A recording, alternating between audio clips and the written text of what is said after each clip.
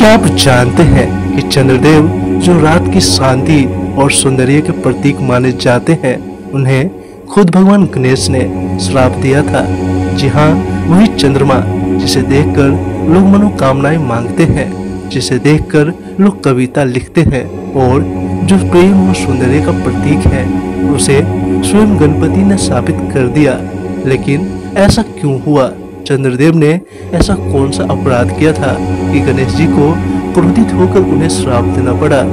आज हम आपको उस रहस्य से रूबरू कराएंगे जिसे जानकर आप भी चौंक जाएंगे। रहस्य, मिथक और गहरे आध्यात्मिक संकेत, सब कुछ एक साथ। तो चलिए शुरू करते हैं इस अद्भुत यात्रा को।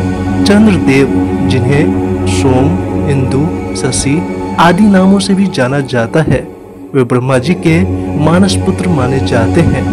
उनकी उपस्थिति से ही पृथ्वी पर ज्वार भाटा का उतार चढ़ाव होता है।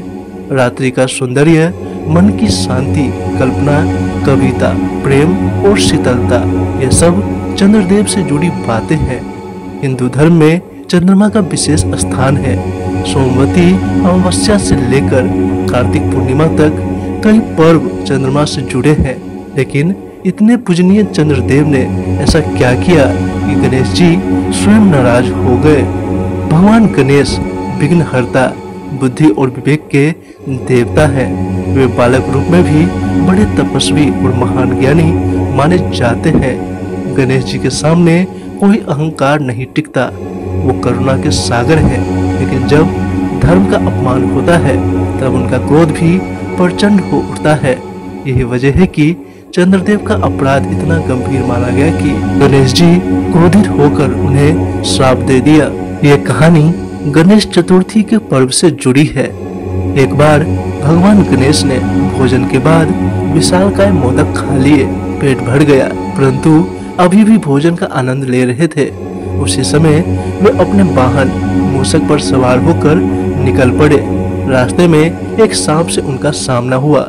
मूषक डर गया और गणेश जी संतुलन खो बैठे। वे गिर पड़े और उनका पेट फट गया। तभी उन्होंने अपने पेट को वापस बांधने के लिए पास पड़े सांप को उठाकर अपने पेट पर लपेट लिया और अपने रूप को संभाला। इस दृश्य को देखकर चंद्रदेव जोर जोर से हंस पड़े।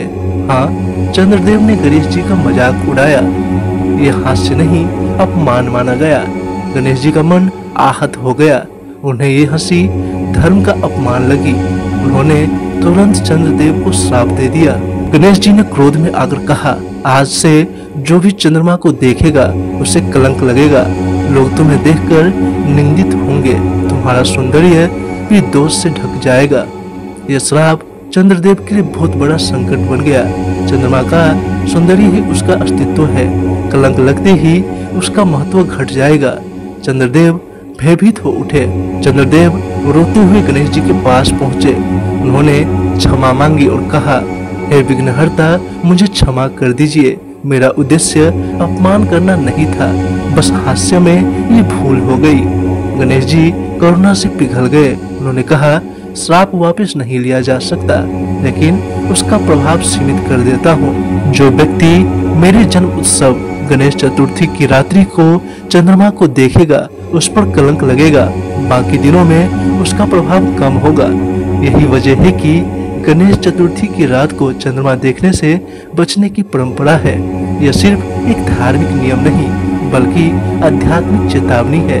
अहंकार, मजाक और अपमान से बचने का संदेश। सम्मान का महत्व, महानता का अपमान नहीं करना चाहिए। हास्य और व्यंग की सीमा, कभी कभी मजाक भी अपराध बन जाता है। श्राप भी एक शिक्षा है। भगवान ने क्रोध में श्राप दिया, परंतु उसका उद्देश्य दंड नहीं, बल्कि सीख देना था। धार्मिक नियमों के पीछे कहानी। आज भी गणेश चतुर्थी पर चंद्र दर्शन से बचने की परंपरा इसी घटना की याद दिलाती है। अहंकार से बचे। जो सुंदर है वो भी दोष से ढक सकता है, यदि विनम्रता ना हो। आज हम चंद्रमा को देखकर कविता लिखते हैं, चित्र बनाते हैं, प्रेम जताते हैं, लेकिन क्या हम उस शांति और सौंदर्य का सम्मान करते हैं? क्या हम हास्य में दूसरों का अपमान कर देते हैं? ये कहानी हमें सिखाती है कि हर संबंध में संवेदनशीलता आवश्यक है। भगवान गणेश का संदेश है, विनम्र रहो, हास्य करो पर मर्यादा में, और हर सुंदर चीज का आदर करो। तो दोस्तों, ये था गणेश जी द्वारा चंद्रदेव को दिया गया श्राप।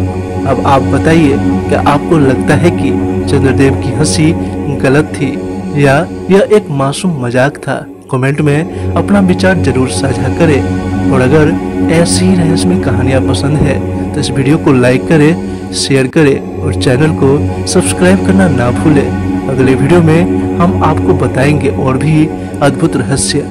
जुड़े रहिए।